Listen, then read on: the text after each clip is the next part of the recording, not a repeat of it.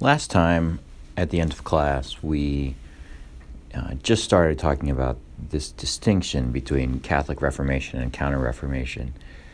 And so in trying to summarize a lot of the major developments that happened in the Church in the 16th and 17th century, I think it's helpful just to start by reiterating what we said, which is that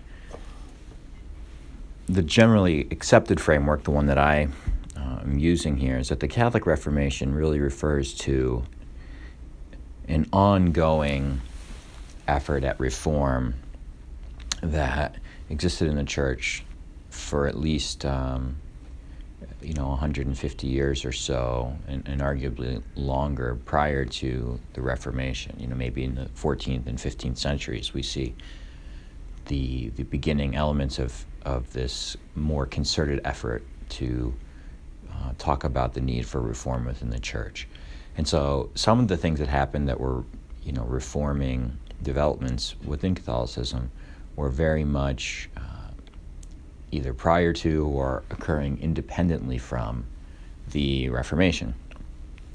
So the Counter-Reformation in this framework then does speak more specifically to things that the Church did in response to the challenges raised by Protestantism. And so what we're going to look at now are sort of several different developments that happened, but I do want to also mention that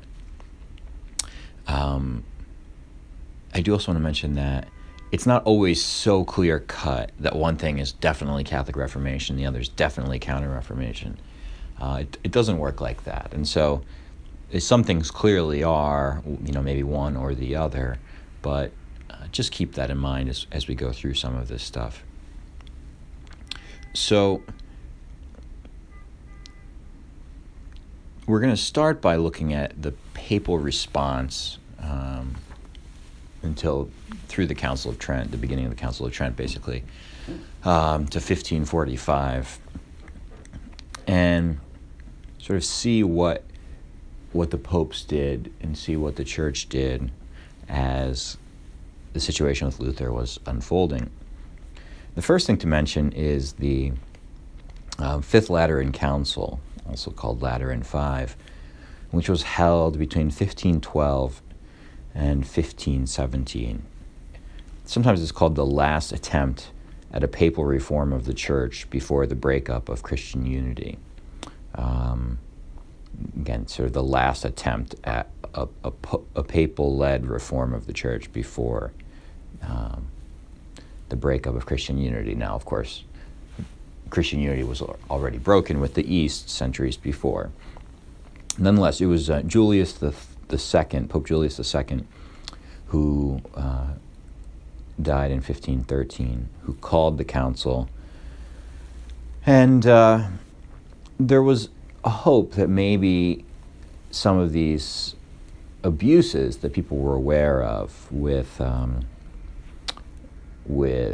the behavior of clergy and some of the ways in which, preoccupation with money and other issues had taken over the Church, there was a hope that maybe some of these could be addressed.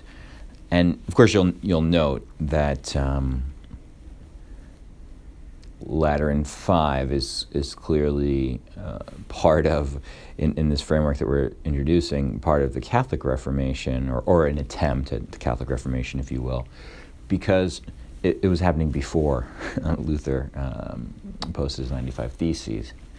Now, unfortunately for the Church, it did not accomplish very much. Julius II seemed to be interested in trying to address some of the abuses, as well as the council was looking to call for worldwide missions. This is the age of exploration as well as sort of opening renewed conversations with the East about maybe we can, find a way to reconcile and be reunited. Unfortunately, though, the majority of the bishops who were in attendance, who were mainly Italian, I think it's safe to say were not as interested in really pushing any dramatic reforms. Technically, they did pass some decrees that that tried to tighten the administrative control that bishops had over the priests in their diocese. And so this was a way for bishops to be able to maybe rein in some priests who were kind of going off the rails a little bit more concretely. The problem was, of course, that in a number of situations it was the bishops themselves who were supportive of the preaching of indulgences and things like this.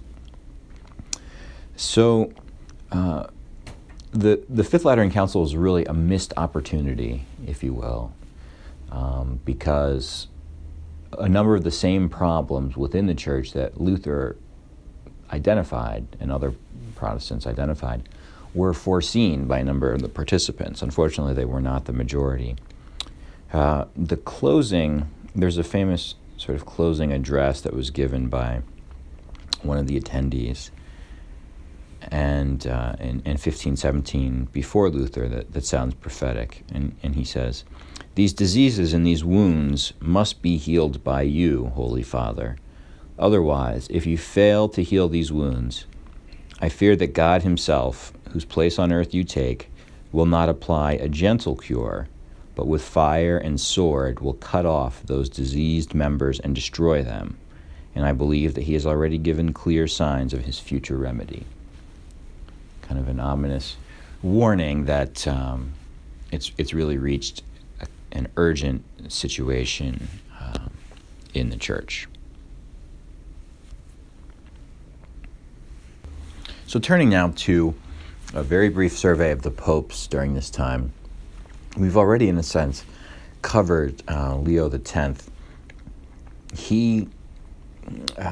His initial response was to, in a sense, treat this like a number of other conflicts that he had seen before, that it wasn't any major challenge that was anything different. And so it's a squabble among religious order priests and theologians, and he handled it as such. Initially slow to do much about it, but then, of course, he also faced the particular political challenge with the Holy Roman Emperor and Charles V, and his concern about the Habsburg vice, and his support for Frederick the Wise over and against his kind of theological interests were key. As far as formal responses, once the situation really had taken off, in 1520, he condemns a series of Luther's propositions with the bull Exsurge Domine. And this is the famous papal bull that Luther burned that did not go over well, as it turns out. Apparently that wasn't seen as a kind gesture on Luther's part. He was excommunicated in 1521. And so Leo X, again, I'm not going to say much more about him because I think we've already seen him a lot in terms of the overview of what happened with Luther. His successor, Adrian VI, was a really kind of an interesting a figure in all of this. He came from kind of humble origins. He was Dutch. He was born in Utrecht and had studied with the Brethren of the Common Life. He had held various kind of positions of importance within the church and alongside as an advisor to eventually Charles V. And so he was very well connected. At the same time, he was very much removed from the kind of really intense political maneuvering of the church in Rome. And he seemed to have a kind of disdain for it. So he is elected at the end of what turned out to be a very long conclave. Leo X dies in 1521, and it takes several months for the conclave to elect the next pope. The cardinals were sort of divided, and so they actually decided on somebody who was not present at the conclave, which is, no problem, but somewhat unusual that it wasn't somebody who was there. And they decide on Adrian. Interestingly enough, he accepted his sort of appointment, if you will, after deliberating about it for a week. And so he wasn't quite so sure whether he wanted to be pope and accept this election or not. And then he waited about 8 months. Between February and August. No, that's 6 months. Sorry about that. About 6 months before he actually went to Rome for the crowning. So you would think, a guy gets elected pope, he's out of town, he might, rush to Rome for the celebration and the ceremony, but not Adrian. He wanted to really be serious about reforming the church. One of the first thoughts that he had, in light of everything that happened with Martin Luther, was maybe we should just get rid of indulgences, just scrap the whole thing. But in general, the cardinals and other bishops were opposed to this. I mean, there's a way in which is an acceptable part of the teaching, and so just abolishing them entirely didn't seem to make sense. At the same time, there was another meeting going on in Nuremberg, the so-called Diet of Nuremberg, where a number of leaders from around Germany are meeting, and the Pope decides, against the wishes of sort of the cardinals in Rome, to send one of his representatives to the meeting. And during this speech that the Pope's representative gives, he kind of acknowledges the ways in which the popes have been a part of the problem that's resulted in the splitting of the church. And this acknowledgement, if you will, of papal guilt was somewhat unusual for the time. It was not, in a sense today, we've seen John Paul II and Benedict and Francis to varying degrees, about specific historical things that have happened in the past, kind of apologize on behalf of the church. But I don't think we should underestimate how unusual this was, especially when all these issues are still more or less being litigated. It's all still very fresh. And so the cardinals did not want him to do this, but he decides, what, I have to acknowledge that the papacy has been part of the problem here. However, Adrian, despite his intentions and his desire to reform, not just on indulgences, but to reform the Curia and to reform a number of other administrative problems in the church, he is not able to get very far. And to briefly mention sort of some of the reasons for his failure, the first was that he lacked sufficient helpers. He wanted to come in with a strong program of reform, but there weren't a lot of supporting voices there in Rome because they were all threatened by these ideas. Now, he would have he had more time probably, appointed a number of new cardinals, which could have helped in this, but while he was pope, he did not have much help. He was also deeply opposed by the Italians because he wasn't Italian. He was Dutch, and he didn't speak Italian, so they, like any sophisticated person would, of course, and so the people, not just in the church, but in general, kind of disliked him and opposed him. Overall, he had different ideas, but there was not, this is the third reason, there was not a kind of coherent plan for reform that could generate momentum. And so in some ways, Adrian knew that the problem would involve, conversion, if you will, personal conversion away from some of these bad practices, but didn't put together a satisfactory administrative reform program.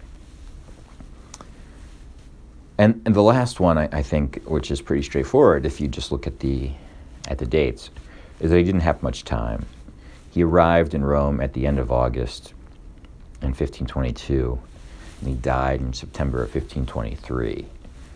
So just over a year as Pope, and that was not nearly enough time to try to lay out a reform vision and get it implemented. So in a sense, Adrian VI comes in with a number of probably ideas that would have been helpful in really reforming the church, but for various reasons is unable to implement them. His successor is Clement VII, who was the first cousin of Leo X, who was just 2 popes before. So he was also a Medici, and Clement VII. It was an interesting choice because there's a way in which it seemed like the church was really reversing, like Adrian VI was reforming and sort of sober about things. And they followed that up by electing another Medici pope who was kind of going back to the good old days of the Renaissance papacy and patronage and all of this stuff, which he did, in fact, do. Again, he had some ideas that, like, the personal morality of priests and bishops needed to be reformed and improved, but not overall. A reform plan was not particularly high on his list. He had a very strained relationship with Charles V, because Charles V, the Habsburg family, again, had control of Naples, but also the Holy Roman Empire and Spain. And so this tension with the main kind of Catholic family and Catholic ruling family in Europe made reforming the church difficult. There was an attempt to hold what was called a Reform Convention in 1524, 1525 in Rome that Clement seems to have initiated himself. He seemed to have been behind it. However, no one really took it seriously. Very few bishops actually showed up, and it didn't really get off the ground. Perhaps one of the worst elements of Clement VII's pontificate, or most unfortunate from his perspective, was the sack of Rome in 1527. And this had to do with his sort of ongoing tension with Charles V and the Holy Roman Empire. And imperial forces were sort of pushing down Italy, southward into Italy. And they crossed the Alps. And this does not appear to have been the intention, but I think we've mentioned before how a lot of times the armies would use mercenaries, and the problem with them is they're not always particularly loyal or particularly controllable. And so the mercenaries in the imperial army kept going and pushed into Rome and eventually sacked it, and looted a number of churches and important places. The Pope winds up taking refuge, kind of locking himself in Castel San Angelo, which is just down the street from St. Peter's. And eventually the Pope has to sort of pay a huge ransom to get them to let up their grip on the city. This was a major shock and an embarrassment to the papacy. On the other hand, there was some blowback, if you will, towards Charles V, who thought that he had allowed things to go too far. And then the last thing we should mention about Clement VII, which we already did in our last class, was the situation with Henry VIII and his unwillingness to grant Henry the divorce, the annulment, which then, of course, led to the English Reformation.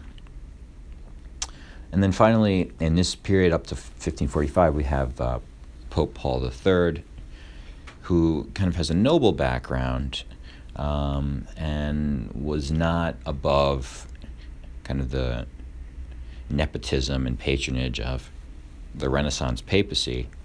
However, Paul III comes to believe that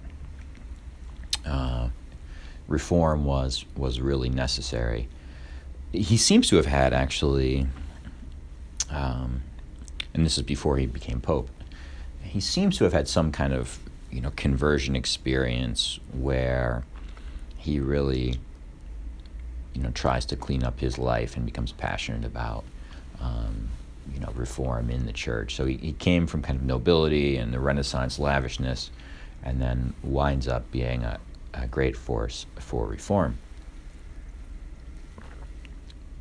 Probably in part due to, he was a smart guy, and he saw that one of Adrian VI's problems was that he didn't have sufficient help.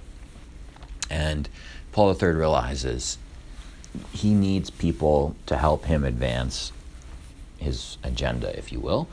And so he creates a number of new cardinals, and who were all kind of reform-oriented. He realized, Paul III realized, that you're not going to get anything done without people to do the work on your behalf and to share the vision. So just to mention, again, we're not going to go into detail, but for example, John Fisher, he makes a cardinal, an Italian named Gasparo Contarini, Giovanni Morone, and Gian Pietro Carafa, who eventually becomes Pope Paul IV. A number of others were made cardinals, and thereby, occupied important positions within Rome. And he has a number of these reforming cardinals form a small council to examine the situation in the church, and they produce a report called the Concilium de Mendenda Ecclesia. This report on the situation in the church is kind of like a white paper on what's going on in the church, and it was pretty scathing. And they, the Pope asked them to be sort of honest, and they came back and said the main problem with the church is the Pope, is the papacy, because the Pope, ignoring canon law, he's standing in the past has stood in the way of reforms. They also identified a number of the same problems that the Lutherans had been pointing out: multiple bishops holding multiple dioceses, moral corruption, of course, sexual immorality, all this kind of stuff, terrible preaching. Some historians have called this one of the great documents of Catholic reform.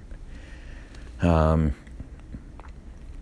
course, and kind of the culmination of this was the recognition in the report and the criticism of former popes who had mixed their kind of desire for secular authority and their wielding their role as a secular ruler at the expense of theological integrity. And it's not hard to see, for example, the actions of Leo X implicated in this.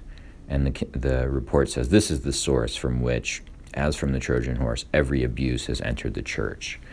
So it's because the popes sort of took their eye off the ball of what they're supposed to do with respect to handing on the faith and succeeding Peter in that role. They've gotten way too caught up in politics and this kind of stuff. This is where everything has gone wrong. Now, you can imagine this was an explosive report, and a number of people wanted to have it suppressed. I mean, the Pope saw it, and I thought, well, this is very interesting, and nobody should ever see this because it's far too damning. Of course, the sort of 16th century version of WikiLeaks somehow got their hands on it. I think somebody clicked on a link in an email phishing scheme. Anyway, John Podesta's great-great-great-great-great-grandfather or something may have accidentally clicked on a link, and it allowed the Russian hackers to get the report, and then they passed it on to WikiLeaks. And the point is actually that how, in some way, the Lutherans did get their hands on this document. We don't know who leaked it, but it was in fact passed on, and they loved it. Luther himself has this document. He publishes it in German with his own sort of sarcastic commentary. This is like like today. Yeah, I mean, you can just imagine. And so this is a fascinating episode because it recognizes, the root of the problems in a way that wound up proving very embarrassing to the church. And Paul III also approves a number of new religious orders who will, in various ways, impact the church for centuries. The Somachi, somewhat less so, but the Jesuits and the Ursulines would prove very important. He also approves the initiation of the Roman Inquisition and asked for his representatives, to participate in a series of colloquies, which were basically conferences between Catholics and Protestants, where they kind of debated the major theological issues. As you can imagine, they didn't come to any sort of happy resolutions. But the point is, Paul III was of the view that maybe it was possible to reunite. Maybe there could be some common ground found that could resolve this break. However, it was not to be. And after a number of these colloquies, it became clear that they weren't going to resolve this through these kinds of conversations with the leaders of the Protestants. And so eventually it was determined, as with so many other issues in church history, that what needs to happen is, the church needs to call for a council to address these challenges. And that council was the Council of Trent, which gets underway in 1545. The Council of Trent, on your outline, you sort of see there are three main periods where it meets and then breaks up and then comes back together. They had to meet for a time due to the outbreak of the plague in Bologna, and then they take some time off and come back in 1551. And then between 1552, there's a whole 10 years where the council doesn't meet. And also on your outline, you see the various popes. I'm not going to go one by one through them. But just to kind of hit some high points in the Council of Trent, there are sort of two major tracks, if you will, two sets of priorities that were undertaken at the council. The first was to reform the church, to see to it that abuses and problems within the church, that people could see, that the council had to address these. And then the second track, the other track, was kind of the doctrinal track, which is we have to answer the challenge of the Protestants. You might not be surprised in a sense that Charles V was very interested in the Council of the Holy Roman Emperor. He was much more interested in the reforming track. He thought the council, if they could just clean up their act and kind of release some ambiguous statements, maybe we could all get back together and end this schism. Whereas the popes and the cardinals tend to be much more interested in the doctrinal track, because the reform track would probably hurt a little bit more. And nevertheless, the council decides to try and address both, and does a pretty good job overall. Early on they deal with some of the most contentious issues. Of course, justification was one of the hot button issues. Luther's position that we're justified by faith alone was rejected by the council. Instead, the council affirmed what it claimed had been, the Catholic understanding that had developed over time, which is, yes, justification is a gift, cannot be earned. In that sense, the council and Catholic teaching today agrees that justification is by grace alone. It's absolutely a gift. However, there is the sort of cooperation of the will in accepting the gift and working with the grace. And that's kind of this faith working in charity is sometimes the formulation. But the point is that at the time, the Lutheran position had sort of been reduced to a kind of intellectual assent, that faith is just something you can achieve by thinking about it, if you will, something in the mind. And the Council of Trent says it's not that passive. It's not just something. Faith, that view of faith isn't sufficient. And so they kind of combine that the faith must be translated into works, if you will, the acts of charity that flow from the faith. And so this is kind of the both and of the Catholic position, but certainly a rejection of Luther. On the reforming front, one of the main problems was the issue of episcopal residency. In other words, where does the bishop live?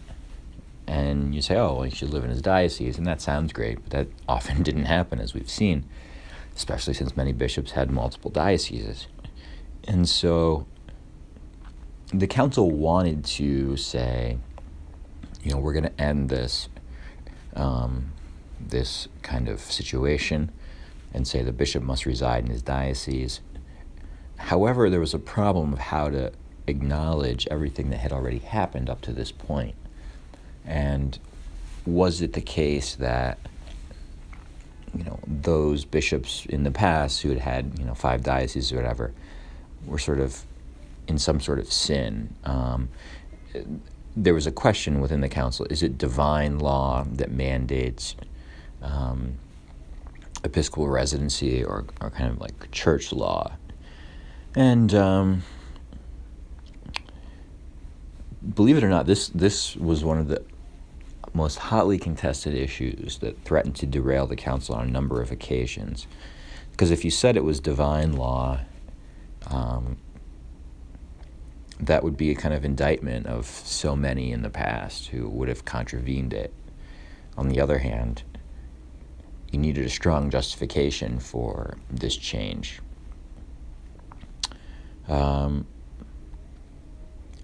Early on in the council, they also kind of shored up a lot of the theological issues, the doctrinal issues, teaching on the 7 sacraments, the Bible. All the standard Catholic positions were reaffirmed. In light of the Sola Scriptura challenge, Council of Trent also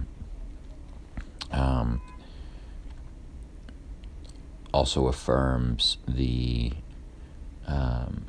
authority of the tradition in the church. So it's not just Scripture alone, if you will. It's not Sola Scriptura. It's Scripture plus the authority of the teachings of the church through the history of the church, so Scripture and tradition. During the second period of the Council of Trent, there was a brief appearance by some Protestants. This is in 1551 and 52. They were invited to be kind of observers.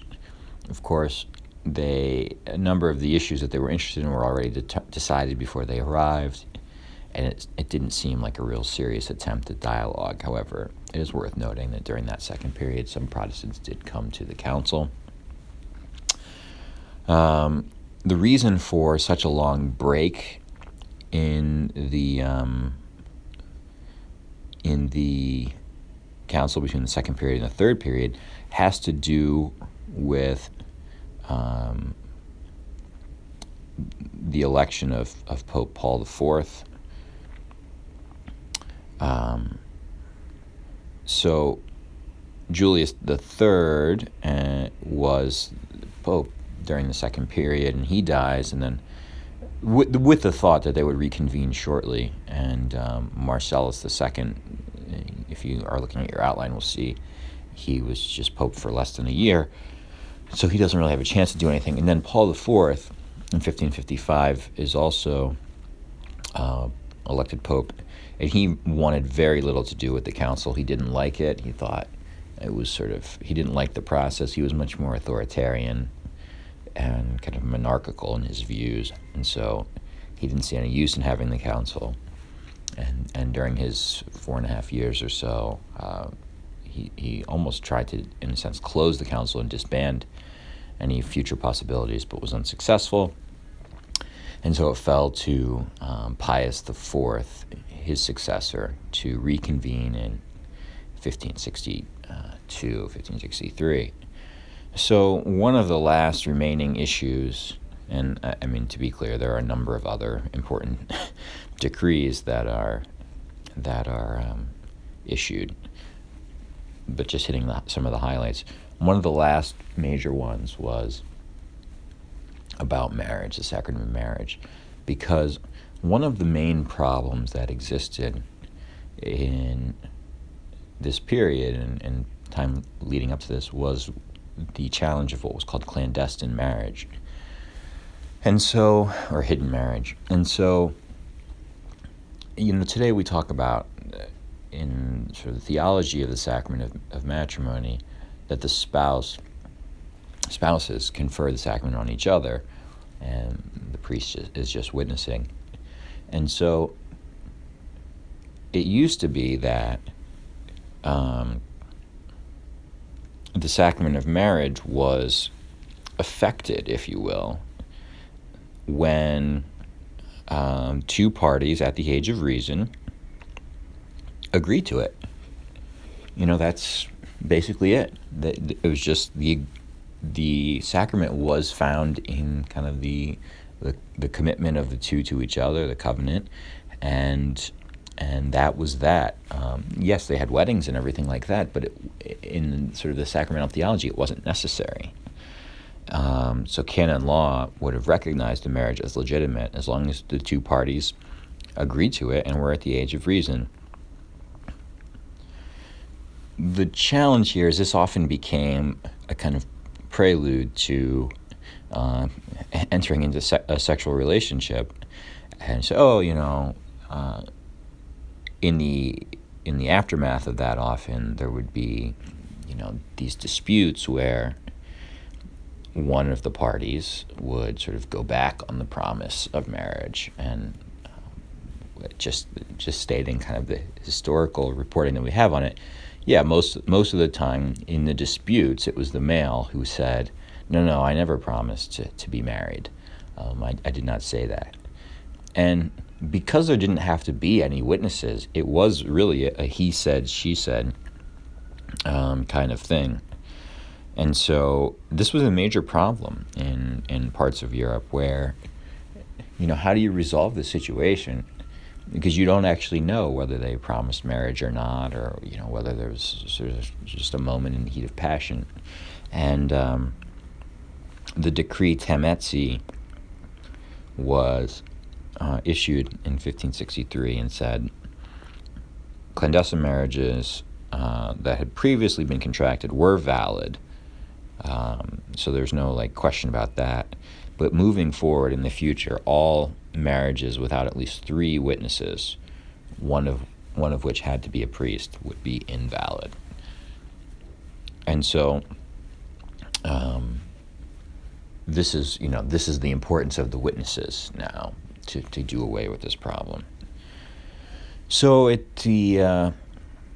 as the council moves forward, there's this concern at the end of 1563 that Pius IV is sick and potentially dying, and there's a sense among the leaders of the council that we better wrap this up because we don't know whether the next pope, like Paul IV, will be opposed to it or whatever. So in December, they actually do something smart, which is they read all of the decrees of the council going back to the very beginning, because now it's 18 years later, and it's a way of kind of unifying, saying no, these weren't separate things. Like, this all counts. It's all part of the one same council. So it actually takes them 2 days to read all of the decrees, and the council votes to accept all of them, and says, the council approves this, and we're also going to seek papal approval. And that's the end of the Council of Trent. The following year, in 1564, the beginning of 1564, Pius IV does, in fact, confirm the decrees of the Council of Trent. As it turned out, the Pope kind of recovers and does not die, and actually lives another year. And so he's able to oversee the beginning of the implementation of the council. Overall, I think we would probably see the Council of Trent as, having mixed results. It certainly did not end or heal the schism with Protestants, although it's hard to know whether that was ever really a realistic option or possibility. And on the reform front, it did some good work. Some other reforms I didn't mention. It talks about the formation of seminaries to train clergy in a systematic way. And recognizing that a number of priests were often the source of these problems and abuses. It insisted on both bishops and priests to live up to certain moral codes, and so it was successful in several ways in bringing about some needed reforms. So I think a mixed picture, but a very important council. Nevertheless, the next question to look at is, what happens after? What's the implementation like, and what's the aftermath of? So in the aftermath of the council, we just want to sort of highlight some of the things that resulted.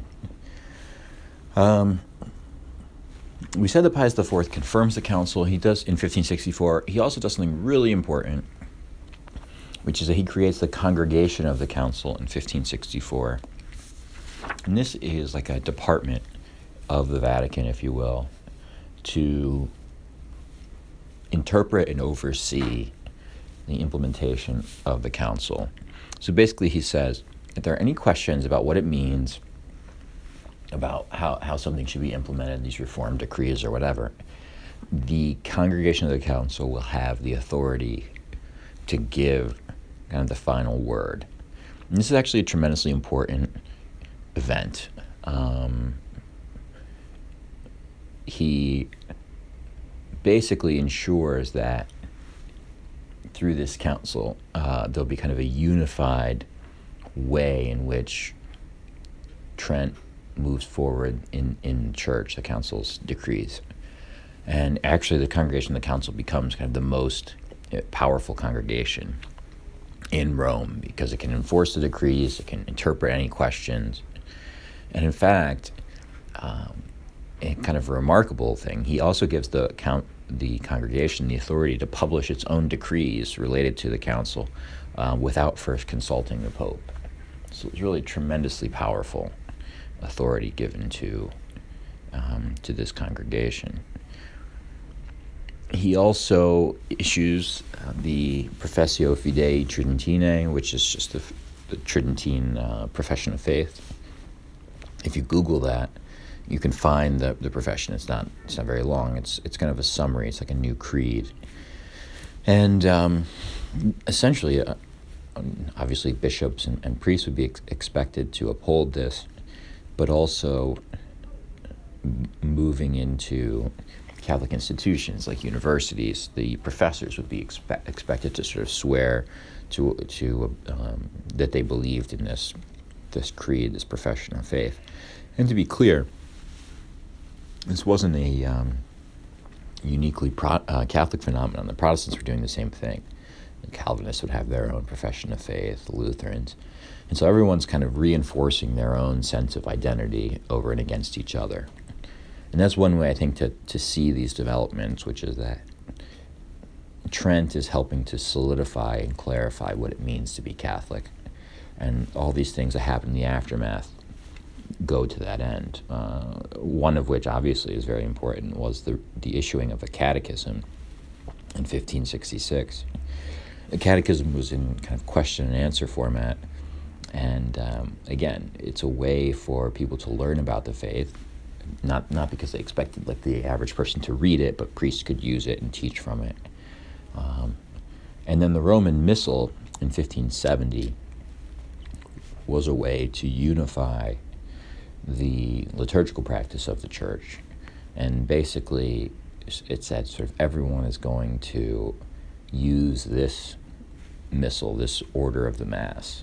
So Mass will be more or less the same way everywhere. You'll follow these or this order of prayer and everything like that.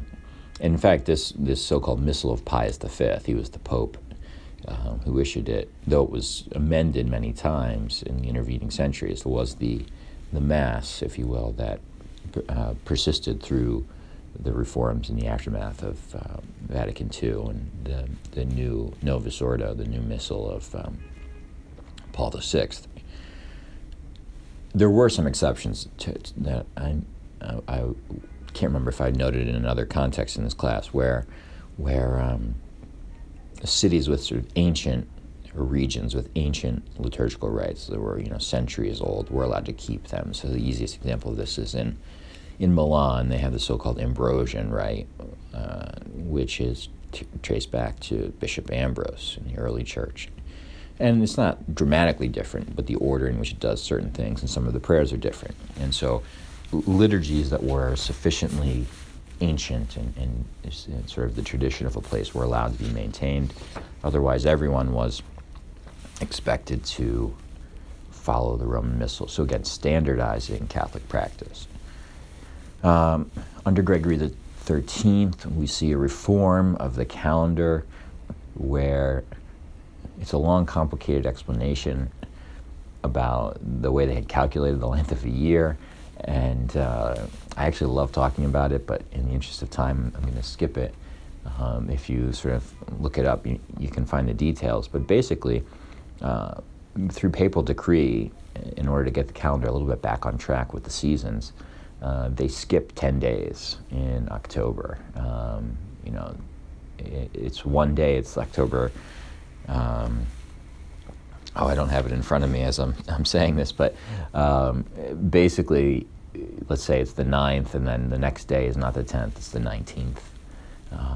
And so I may have those exact dates wrong, and I apologize for not having that section in my notes here. But the point is that the Pope is still exercising a certain amount of authority in the broader world. Now, there were countries, Protestant countries and Orthodox countries, who resisted this change, and it led to some confusion for a number of years. Also, under Gregory the 13th, we have the formation of kind of national colleges in Rome. So Rome is becoming a place where more and more people study, and so they create colleges more as residencies, in a sense, places of residence. So like, the Portuguese will live in one place, the Spaniards in another place, the French, and those persist to this day. Of course, the North American college is a much more recent phenomenon, but there is such a place in Rome today. Under Sixtus V, he institutes the tradition of ad limina visitations, which are still going on to this day. Actually, I think the bishops of Canada are undergoing it right now, which is to say that periodically the bishops of a country are supposed to report to Rome, to go to Rome and report on the situation of the church there. And this was a way to kind of hopefully hold the bishops across the church accountable. Also under Sixtus, we have the initiation of a sort of slight revision of the Vulgate Bible. There were some problems, some issues that have been raised with Jerome's translation, and so he says, we need a really solid, uniform translation, because there had been sort of some different variations floating around. And this is ultimately going to be known as the Biblia Sixto Clementina. It started under Sixtus and it's not finished until his successor, Clement. So that's the aftermath. On the outline I read about, in quotes, national implementation. And we're not going to go into that, but suffice it to say that the impact of the council and the decrees was different according to the situation in a specific area. So in Spain, they more or less received the council, but other than some reforming issues, there wasn't a lot of doctrinal resistance to be worked out or very much change that they faced. In France, through a number of sort of political problems, it actually took over 50 years for the council's decrees to be recognized. And so the situation varied. The point here is just to say that while on the one hand there's a great effort to standardize and centralize and make the faith kind of more uniform, the reality on the ground, if you will, often made that much more complicated than the council would have liked to see. But nonetheless, in time, a number of these reforms do begin to take shape. Next, we're going to look somewhat briefly at the renewal of religious life that's taking place in especially the 16th century. And here's where we get into the Catholic Reformation in a sense of a lot of these reforms were not related to specific challenges of the Protestants. A major movement that develops, and it's a dynamic that we've seen a number of times with Cluny and the Cistercians, is a sense that the original zeal has been lost. And by returning to a more sort of faithful practice of what the founders had intended, we can have a better practice of religious life. And so in the 16th century, there's a movement called observantism. And that's, as the name suggests, the idea that religious orders ought to be more observant of the rule and more sort of austere, more faithful to the original intentions. In the Carmelite world, this was embodied sort of par excellence by Teresa of Avila and John of the Cross. There were two excellent examples of this. Eventually, we'll get from this within the Carmelite realm the idea that the original intention and austerity would require sacrificing most of the comforts of the world, including the comfort that your shoes provide. Although seeing some of the shoes that, especially in women's fashion, they wear, I'm not sure that shoes are always a comfort today, rather the opposite. Nevertheless, the Carmelites thought that the comfort provided by shoes was unnecessary, and in order to be sort of more faithful, they would go shoeless. Another word for that is discalced. So we have the discalced Carmelites who would not wear shoes. But observantism in general is just kind of a movement in the direction of returning to a more faithful observance and getting rid of some of the excesses. And so we see that among what we consider the more traditional orders, the Benedictines, the Augustinians, even among by historical standards, more recent orders, the Mendicant orders, the Dominicans and the Franciscans, we see this as well. The 16th century is also a time where a number of new religious orders are founded, and just due to the constraints of time, I'm basically going to only be able to mention them. The Theatines, which were the founders' names are on your outline, but this was an order that was really interested in the formation and the moral uprightness of the priests, and so it was a way of They had very high standards for priests and intense training, and so the Theatines were this kind of elite clerical order. The Capuchins, which of course we still have today, were kind of splinter off of, that's a negative connotation that I actually don't mean. They were a group of Franciscans that wanted to be more sort of faithful, kind of along the lines of observantism, and they created a separate order of Franciscans. The Ursulines, Saint Angela Merici was their founder, and they will do a tremendous amount in education for women through the centuries. And then, of course, the Jesuits and St. Ignatius, and again, I apologize that we don't have more time to go into him, but hopefully Pope Francis has shed some light on maybe the origins of the Jesuits, just because I think in general there's been more interest. Ignatius has his own kind of conversion experience from, being fascinated with knights and, these famous stories and medieval tales, to wanting to be a soldier for Christ. This is after he's wounded in battle and kind of comes to recognize his own vanity. And he founds the Society of Jesus, the Jesuits, in 1540, and of course is very famous for the sort of contribution to this spirituality that is found in the spiritual exercises, which are a way of kind of working through the life of Jesus. I've mentioned this before, but it's worth saying again. The Jesuits, they added a fourth vow, so all orders would take vows of poverty, chastity, and obedience. The Jesuits had a fourth vow of special obedience to the Pope, whereby they were basically placing themselves at the service of the Pope. They were not founded with the intention to be a educational order, or necessarily even a missionary order. Now they'll become a missionary order. Francis Xavier and others, will go to Asia. But at their founding, they were not. They just wanted to sort of go wherever the Pope told them to go. The last thing to touch sort of very briefly on, and again, another subject that deserves much more coverage, but I'm getting very conscious of the time, and those of you who have persisted and not fallen asleep should get some sort of award. But the last thing we'll talk about very briefly is the Inquisition.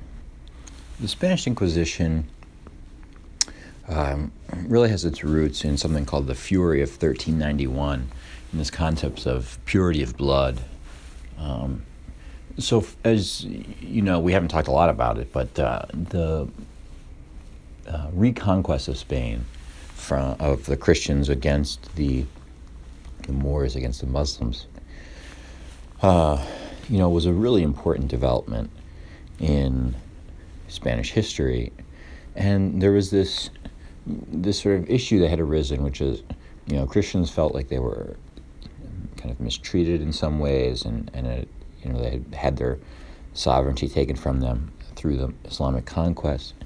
And during this time, Jews tended to have a somewhat better situation for themselves. Part of this had to do with their ability to lend money at interest, which Christians were prohibited from doing. And so they were often sort of involved in banking, and because they became, in some cases, wealthy, they sometimes were able to sort of work their way into good positions in society, in Spanish society, under the Moors. Now, once the Reconquest happens, there's this kind of collective fury and outrage at the role that Jews had played. And so Christians come to see the Jews in Spain, no matter how long they've been there, as kind of not authentically Spanish. And so they, again, grew angry and bitter towards them, and breaks out in this kind of fury of 1391, where Christians are going around denouncing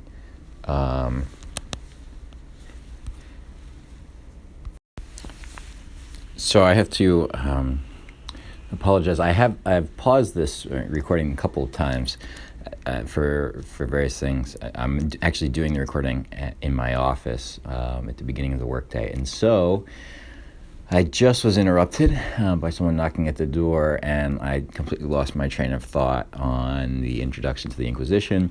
So I'm just going to sort of summarize, and I apologize if I'm repeating it, but the way this recording app works, it's kind of complicated for me to go back and edit it out or anything, so I apologize. The Fury of 1391 was really kind of a collective outrage against Jews in Spain, and as a result of that, a number of Jews decided to wanted to sort of preserve their lives, and converted to Christianity. I mean, the Fury basically was a demand: either leave, convert, or be killed. And so a number of them chose to convert. But in the aftermath, in the 15th century, there were some periodic outbursts like this, but in the aftermath especially, there came to be a sense that Jews who had converted as a result of the Fury or similar outbursts weren't really Christians, or weren't Christians enough. And that's where this notion of purity of blood comes in. And there was also a question of what to do about these sort of fake conversions. You know, the conversions under duress aren't really conversions, and yet at the same time, if they were baptized, what happens then? There's also a question of what happens if, you know, you do convert and you think, okay, maybe I can deal with being a Christian, but like I still want to retain some Jewish practices, like maintaining the Sabbath on Saturday or the dietary restrictions. So all of this winds up kind of resulting in the establishment of the Spanish Inquisition in 1478. The main target of which are these so-called conversos, and they are the kind of questionable converts to Christianity from Judaism who are suspected of being of still being like kind of Jewish by faith and just kind of converting for show. Some other groups, the Alumbrados, were kind of like mystics, but they took it a little too far. Protestants were actually surprisingly small, because there weren't a ton of Protestants in Spain. Moriscos were actually kind of like conversos. Instead of being Jews who converted, they were Muslims who had said they had converted, but maybe were still secretly Muslims. And then deviant Catholics were way sort of at the bottom in terms of priorities. It's not until much later, into the 16th century, that the Spanish Inquisition even starts dealing with that. But really, initially, it was mainly 90% of the cases in the first 40 years had to do with the conversos, with these the situation of these Jewish converts. The procedures typically were initiated. There was a group of inquisitors who would ride around, you know, from town to town, but was more or less reactive rather than proactive. So they didn't you know, spy on people or, you know, look in your window to see if you were, you know, not making the sign of the cross or something before dinner. It was somebody had to lodge an accusation or a denunciation to initiate the case. That had to then be sort of followed up. The Inquisition would immediately ask the person accused to provide a list of their enemies, and if the person who denounced them was on that list, in most cases the case would be dismissed, because it was thought that, you know, it was a personal thing. There was a pretty substantive process. Vidmar talks more about this, and because I'm trying to be quick, I'm not going to get into it. There was a somewhat substantive process. The accused was entitled to a defense attorney, if you will, someone who would sort of argue their case. And the issue of torture, of course, is one often associated with in the Inquisition. As best as we can tell, between 7 and 11% of the cases involved some sort of torture. Of course, what's interesting about it, especially in the early phase, confessions extracted under torture then had to be verified, if you will, or confirmed later.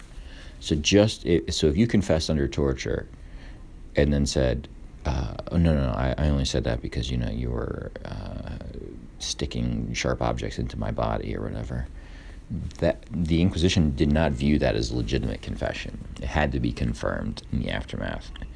The punishments, again, here's also where you get a lot of legend. The punishments often had to do with kind of mild things, the way we would think about it: prayer, fasting, might be made to make a pilgrimage. The goal was really reconciliation. Sure, there were abuses, but by and large, one of the most common was the wearing of a special robe, which was kind of a public penance. You had to wear this robe, but then you could be brought back in. If there was sort of a particularly serious case, the Inquisition would, in some cases, turn people over to the civil government for capital punishment. So the Inquisition would then turn it over to the local governmental authorities, the secular authorities, to perform the capital punishment. Again, as best we can tell, and we have pretty good records, between 2 and 3% of cases wound up with the death penalty. So not a large percentage. And even some of those, it's unclear how many of those were actually carried out and how many of those it was the sentence was given, but then sometimes people escaped, sometimes they were executed in effigy, and so we can't exactly tell that from the records we have. But even as we have it, it looks like about 2 to 3% resulted. Interestingly enough, the popular attitudes at the time generally saw the Inquisition as more fair, more partial than secular justice, which they thought was unfairly tilted towards the aristocracy. So, again, and the Roman Inquisition, I'm not going to mention at all, except to say that it started in 1542. There were slight differences, but in general, the processes and the use of torture and capital punishment were more or less the same. This is not to sort of defend some excesses or to say whether the church should be in the business of handing people over to the secular arm for capital punishment, but in the context of the time, which I think is important to recall, it was seen as kind of systematic and more or less fair. And then the last thing to mention very briefly, the censorship of books. An index was created after the Council of Trent, the so-called Tridentine Index, and later a congregation which would kind of keep updating it. And if your book was on the index, if a book was on the index, you were prohibited from reading it or possessing it, otherwise you'd be punished. This is not something that was new. This was something that existed in individual countries in the centuries leading up to this. There was a sense that, look, ideas can be powerful, and the church needed to monitor these ideas. Obviously, we have a much different approach, to the matter today. But I also should note that the Catholics, again, weren't alone in doing these kinds of things. Just like the Calvinists have the consistory, which basically functions very similarly to the Inquisition, the different Protestant groups created their own index, and so they put the Catholic books and stuff on that. And so there was a real sense that it was the role of religious authority to kind of guide and shelter people from dangerous and potentially harmful ideas. So that is a look at a number of different things going on in the aftermath of the Protestant Reformation. And what we see is really the beginnings of what would be called Tridentine Catholicism, because really for a couple centuries after, the 1600s, the 1700s, and arguably in some ways through the 1800s, a number of things that happen in this period will kind of carry the church forward. Obviously, there are plenty of other things that I'll try and highlight, in our last class together on Saturday. But, the foundation for the next, 400 plus years of Catholicism was really set by the Council of Trent in response to the Protestant Reformation. Once again, I thank you for your persistence in this, what I realize now is 70 minutes long lecture. So if you have any questions, either write them down, we'll have some time at the beginning of class to go over them, or feel free to email me them ahead of time. Thank you.